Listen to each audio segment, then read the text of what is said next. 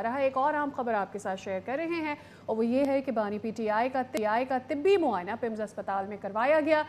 इस हवाले से अतातार ट्वीट भी किया था कुछ देर पहले। अल-शिफा अस्पताल के डॉक्टर्स भी मौजूद थे। वज़ीर इत्तलात ने बताया है अपने एक्स के पैगाम पर, और पीटीआई कारकुनों की जानिब से सिक्योरिटी सूरत हाल पैदा की गई। अल-शिफा के बाहर पैदा सूरत हाल के पेश नज़र बानी को पिम्स ले जाया गया। पहले भी तिब्बी सहूलियात फराहम की जाती रही हैं, जब ज़रूरत पड़ेगी तिब्बी सहूलियात फराहम की जाएंगी, ये कहना था अतातार का, जिन्होंने चंद हमें पहले एक्स पर अपना पैगाम शेयर किया है बानी पीटीआई की सेहत के हवाले से और पिम्स अस्पताल लेकर जाने और उसके बाद अडियाला जेल वापस ले जाने के मामले पर।